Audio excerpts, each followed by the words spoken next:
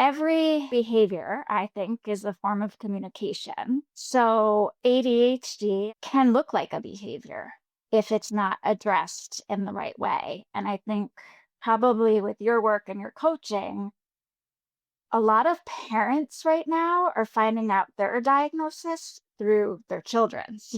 So it's almost like that journey that you're on, you're also trying to guide your child and you want to do better. Because when we were in school, it was sit down at your table. Like, why do you keep tapping your pencil? You're distracting others. And we left feeling like we were bad.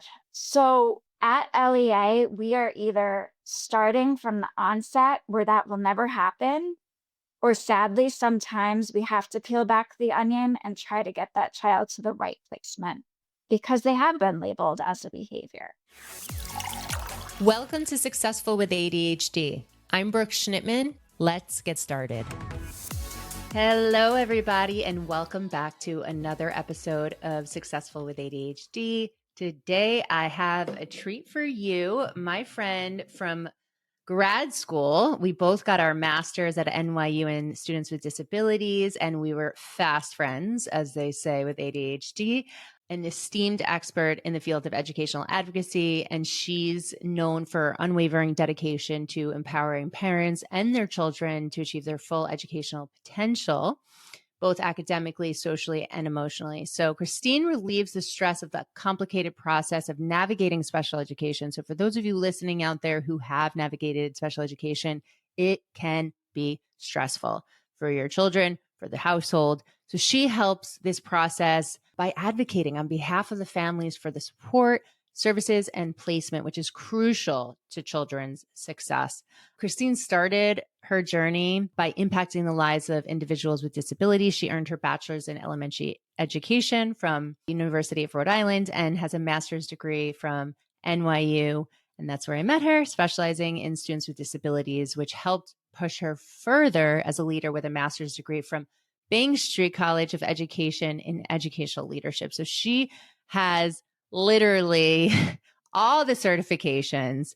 And now she also has over 2 decades of experience as a teacher and an educational coordinator for an upper elementary school at the Aaron School in New York City, multi-tiered system of support coordinator for a K through 12 school district, as well as assistant director of special education in South Kingston, Rhode Island. So she's worked closely with teachers, students, families, utilizing her knowledge, and now is here to tell us about how she helps families with her company, Levy Educational Advocacy Academy and Toolkit, because it's not only having the education as a teacher, right, to try to support families and students and administration. Unfortunately, the way the system is designed, very often we need advocates. So thank you, Christine, for being here today. Thank you, Brooke, for having me. It's so nice to see you. Yeah. So it's nice because we have a similar journey, right? We both had elementary education backgrounds. Then we got our master's in students with disabilities. You went further for administration. Same with me. And then you worked in the school system on both ends, admin, teaching, RTI, but you noticed there was a problem that you needed to solve. Exactly. Big problems, lots of barriers. And like you said, I think it takes sitting at different seats at the table to really recognize that advocacy is so important. To really empower families because their voices are often silenced. And as an administrator, I know even through the best mentorships, the budget was always hanging over my head in terms of services for kids. As a teacher, you're told sometimes not to speak up at the table because that could affect the budget. And it really took me to sit as a parent for my own son to step back and say, if this process was so hard for me because it was tricky during COVID, then how are other families navigating this? Yeah. And that's really what led me to finding Levy Educational Advocacy. Yeah. So you would think, right, that everything is kind of like there for our special education students, right? They go to school, they get what they need, and they get their accommodations, they get their services if needed. There's been a lot of talk about my child has ADHD. I know my child has ADHD. They need accommodations, they need services, or what do they need? What do ADHDers typically need? Like a lot of people have asked me that before. And I know it's not a one size fits all approach. So I'm wondering first, from your perspective, like how you would educate the parents who come to you with those types of concerns? It's a great question. When families reach out to us, I definitely try to meet them where they're at in the process because a lot of families will call us at that onset, which is great. They may have just received a diagnosis and then they want to know how can this neuropsych be translated into the school setting? What are the next steps we need to take to provide services for our child? On the other end, families will call me because they've already went through that process and things aren't being followed with fidelity and they're facing a lot of barriers. So when we do get that call, we really want to talk about like what are your goals as a family for your child? And we start there. Okay. So you meet the child where they're at and find out the goals. So what do you notice trend wise for the people who are coming to you at the beginning of their journey? A lot of families have mixed messages that if they have a diagnosis of ADHD, that they automatically would qualify for services. Mm. And I think either that narrative is out there or families are talking to other families, but that's simply not true. It is a process, and families need to understand that you can get the neuropsych, which is a very comprehensive document, as you know, that would list out a series of testing to determine that type of disability area. A lot of times they give recommendations, but the educational team in a school setting only has to consider it. So that's where it gets tricky. I also have cases where pediatricians may provide rating scales to a parent and say, you fill these out, you send them to the school, and then they will provide the diagnosis of ADHD. Again, schools only have to consider that. So where we are at with families is we try to educate them and empower them to know exactly what they have to ask for, whether they want to do it on their own and we provide that like action plan, or we sit with them at the table and do it. Yeah. Where do you find, obviously, it depends on whichever school you're working with, case by case, but have you noticed any variations in how quickly a child will receive accommodations or services based on if they get tested through the school or tested outside of the school? A mix of both.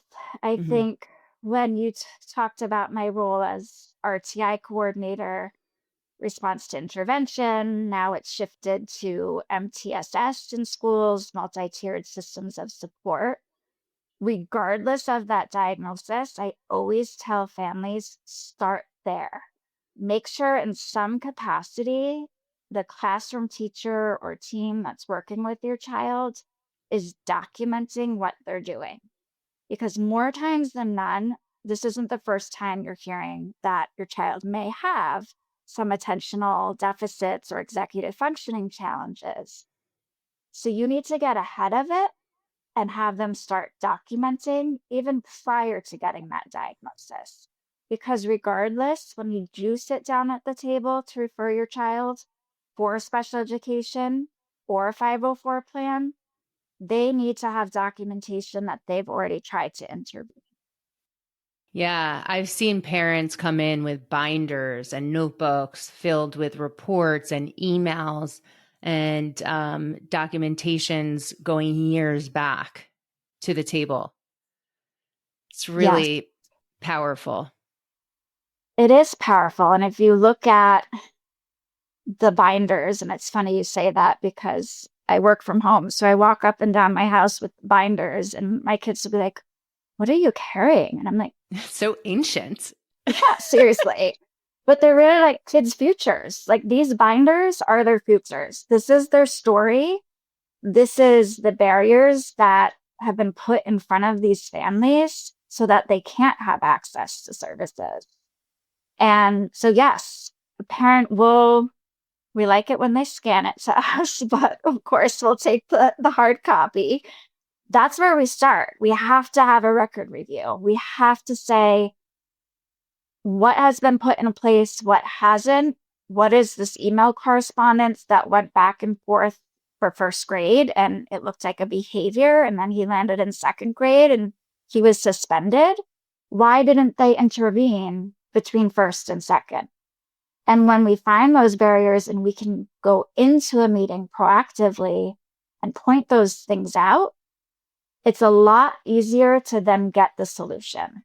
So I think families get caught up in that emotion of it. Like they have Of all this course. information. What do I do with it?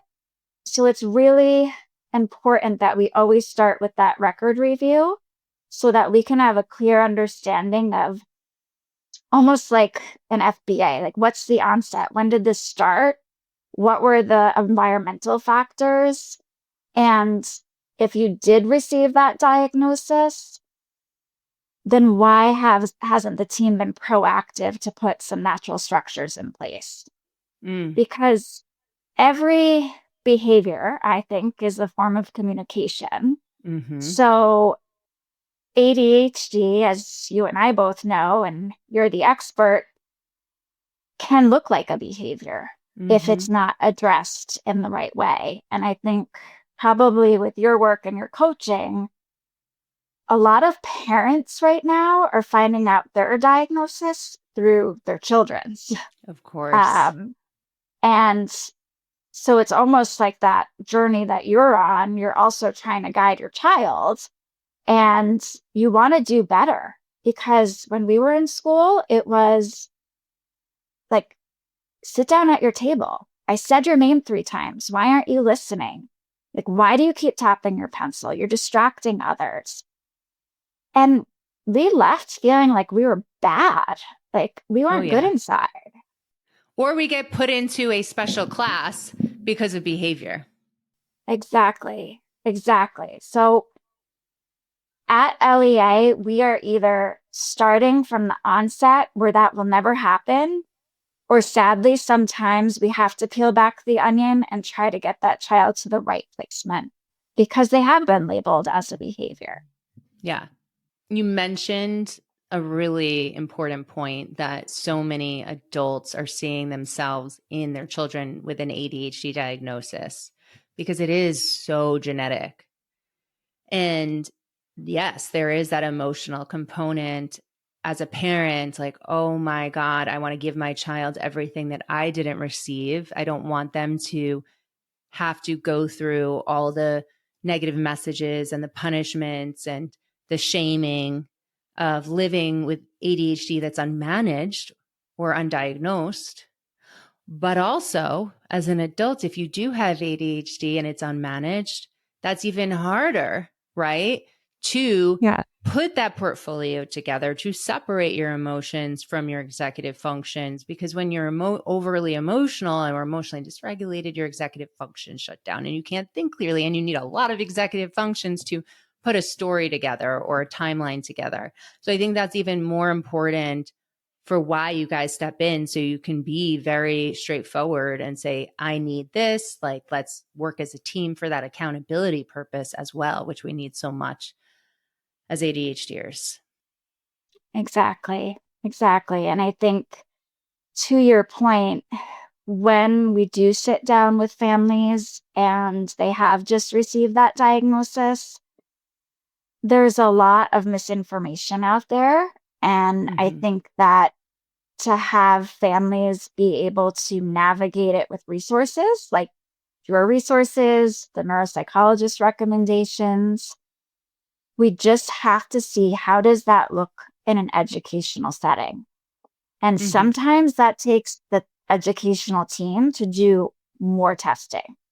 And I hate to do more. More isn't always better, but it's very powerful for experts to do observations of the child in multiple settings. It's Mm-hmm. very powerful for classroom teams and parents to do rating scales. And with that information, then you can determine really structured goals that match the areas of need. Yeah, I like how you say matching the areas of need. Going back to what we were talking about before, more is not always better, right? So, more is not always better for testing, more is not always better for accommodations and services either. We're not Correct. always giving our children a fair chance by over accommodating and over delivering in services.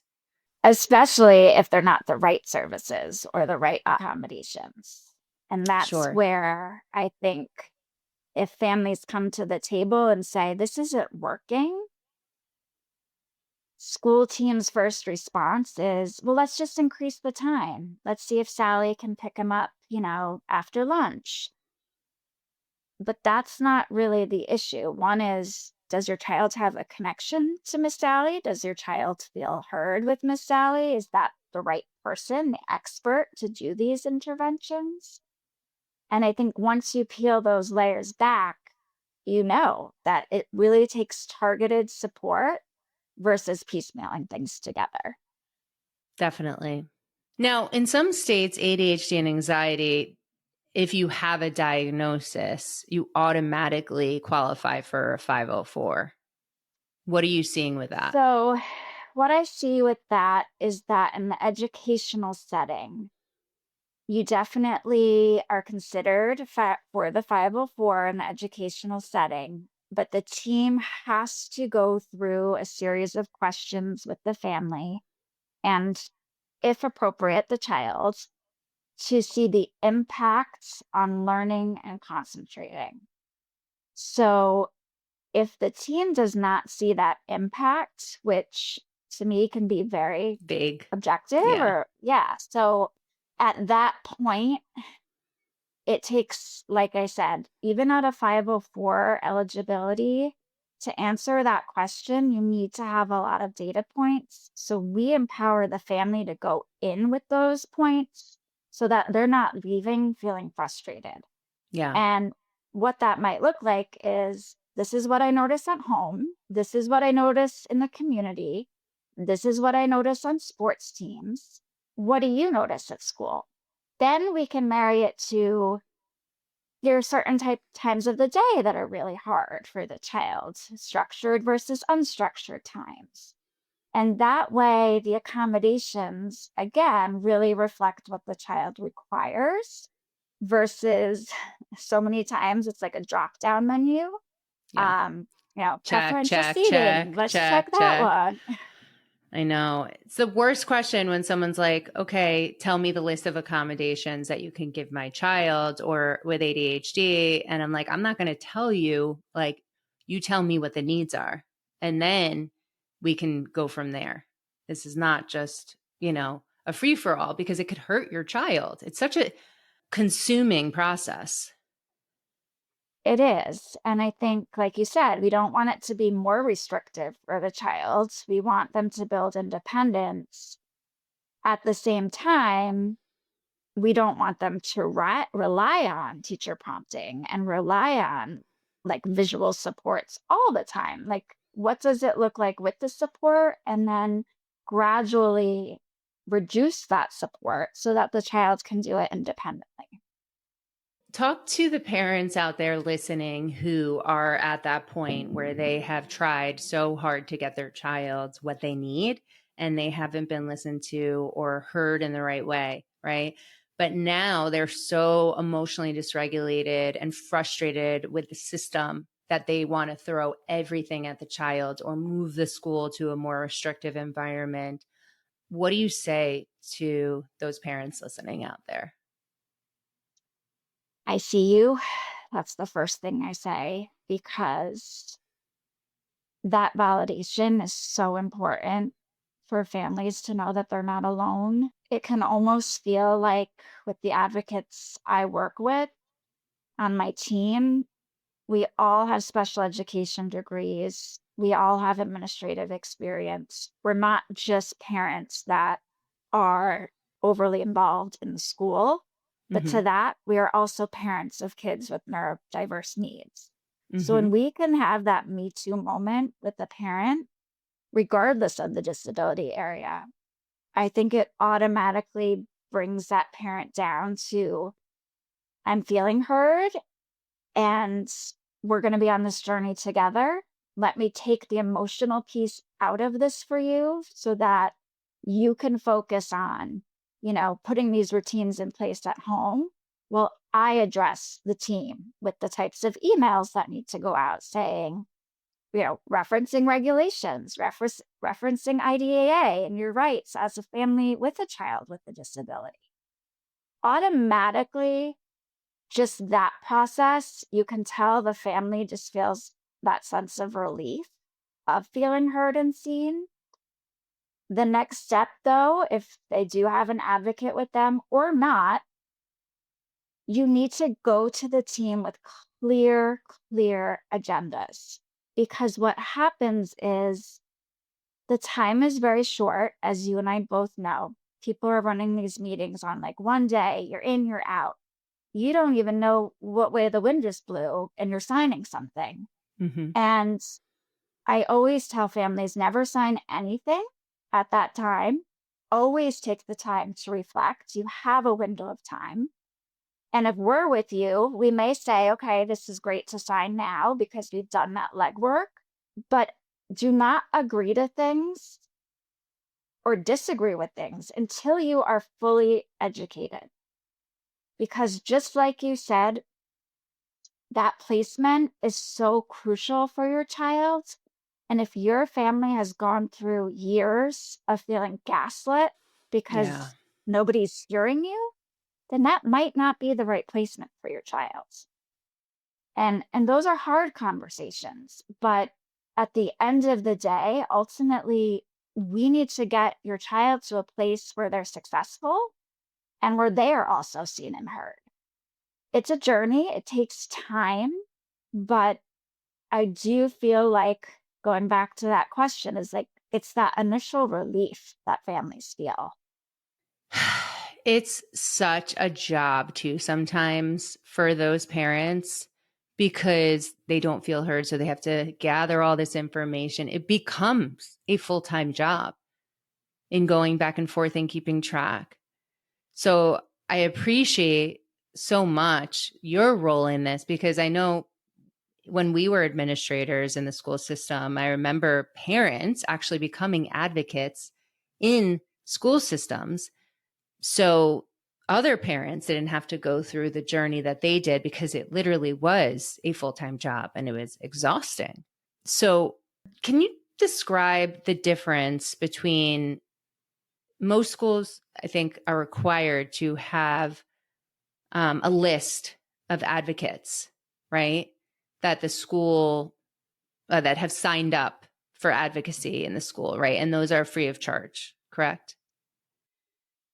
So, in certain states, there are parent network groups. And so, yes, like in Rhode Island, it's called RIPAN, which is a parent group that is just like you said. They've had personal experience. They may not have like special ed degrees or Right. backgrounds, Right. but they taking their experience to empower other families. That's usually a lot of the times first places people go. Yeah. And I think it's wonderful to have those resources. I also think that as it gets more complicated, we as advocates at LEA, we're not attorneys, but we can pretty much do everything up until it gets to a due process hearing. And sometimes we can get the kids to the placement they need without an attorney. And I think to demystify that is really important because a lot of people, and You Just think probably if know they say too. attorney, then the school is Yes, going to stop and give you the kitchen sink, which we said is not always the right thing for the child. exactly. And the team feels like, well, what did I do wrong with Johnny? And ultimately, it affects, I believe, how the team almost treats the child if it is a type of negative meeting. I've had meetings where I was a teacher and advocates come in, they're pointing fingers at people, teachers are leaving crying. That is not what Levy Educational Advocacy does. Like, we are built on connection. That is the first priority. Like, just with the family, it's the same with the team. Yeah. So my goal is that even if we're at one table at a time, that one team member from that table can say, hey, that was a really good idea for Sally to have a stand-up desk, or for Sally to have those access to those fidget tools. Let's go bring that back to Bob.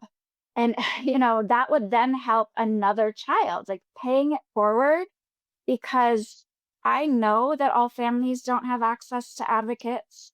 And one family did say to us, I wish every family could have somebody like us by their side. And that has opened my window to look at like nonprofits and how we could sit with families that would never have had the opportunity. And typically we're sitting with grandparents raising their grandchildren who their families have already gone through this system and their own children have dropped out because they've been labeled as behavior or suspended or incarcerated.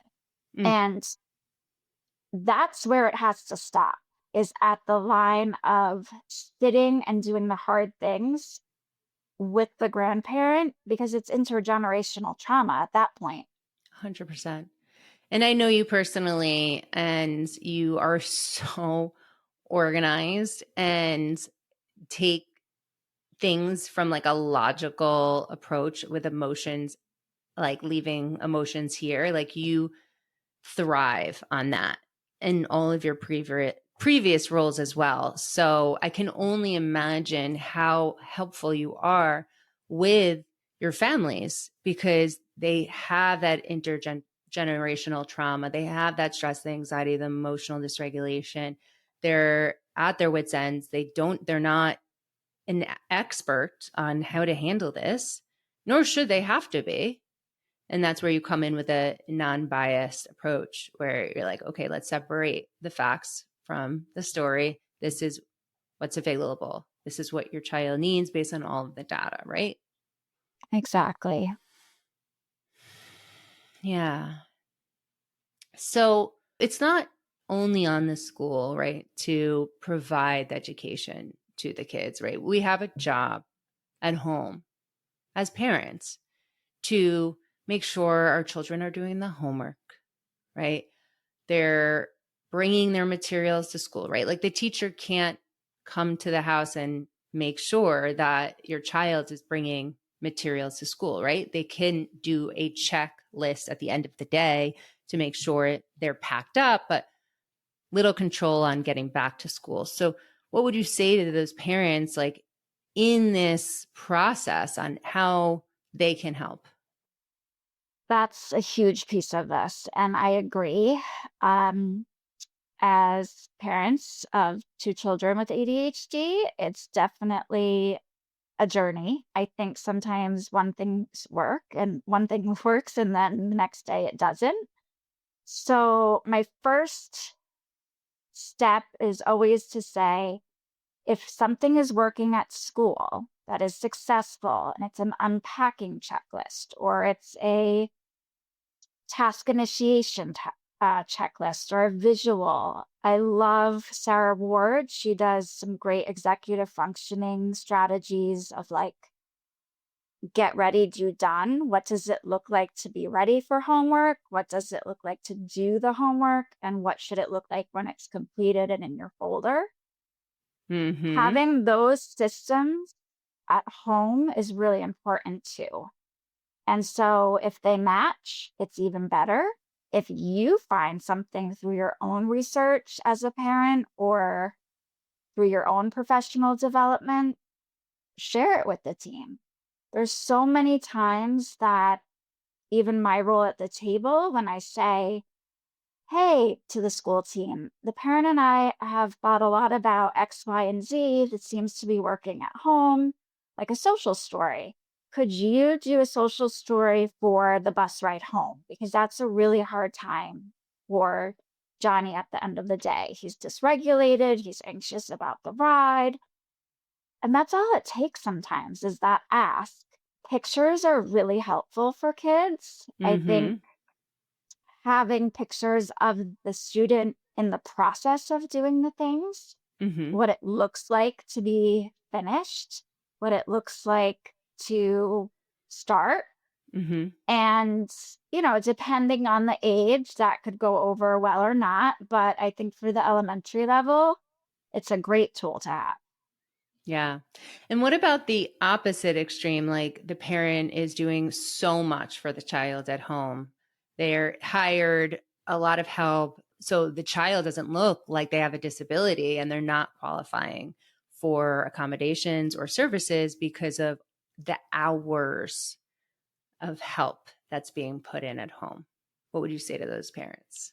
So that can be a tricky situation because that doesn't mean that the child's internalized it, depending on what that support looks like, right? Mm-hmm. So I think to meet the school and say, like, this is where some of their areas of strength are. This is really where they do well. And here are still things they don't have yet.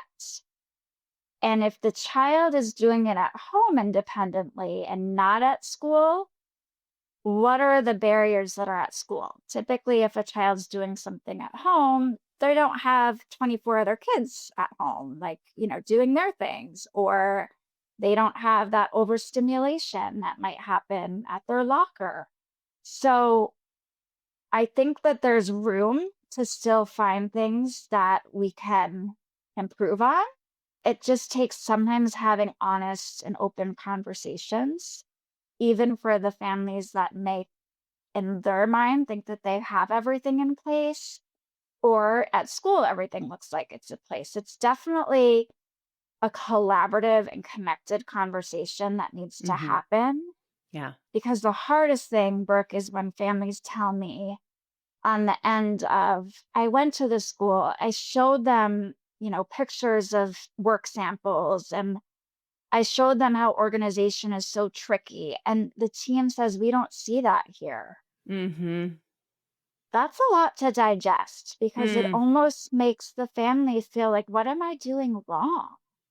Or they're not And believing me. 100%. Going back to feeling gaslit.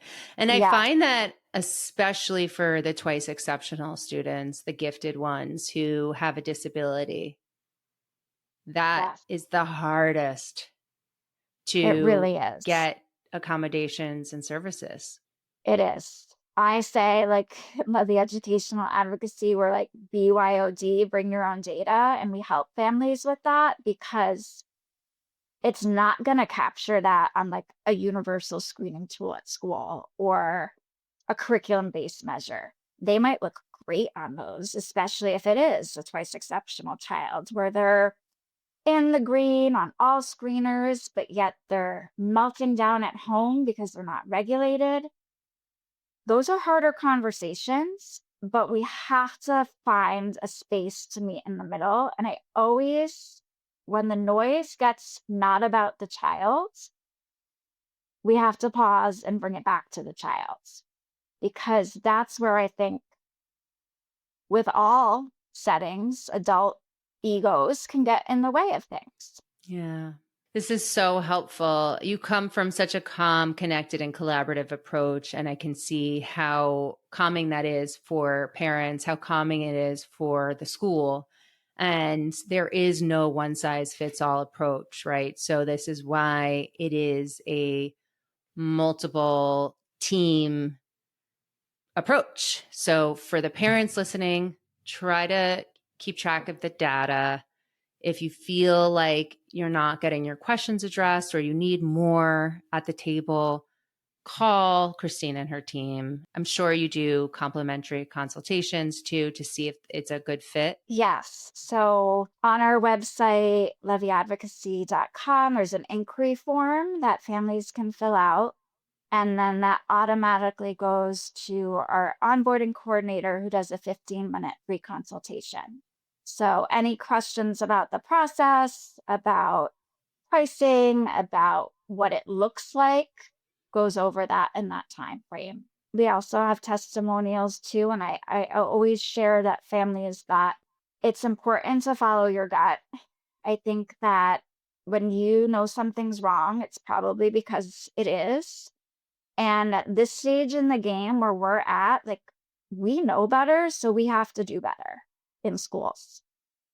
Yeah, so powerful. Where can people find you if they want more information?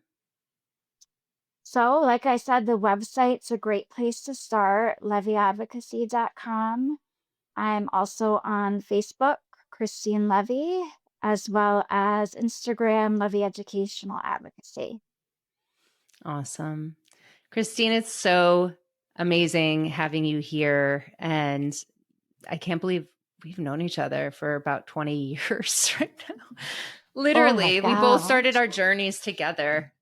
So this is pretty wild that I've seen your journey, now your children's journey, your parenting journey. It feels good to connect. It does. It feels really good. And you've inspired so many people through your work. A big part of why I started LEA was knowing that there was a need and honestly watching you create something that has been so impactful. So thank you. Absolutely. Again, you guys have Christine's links. We'll be putting it in the chat as well.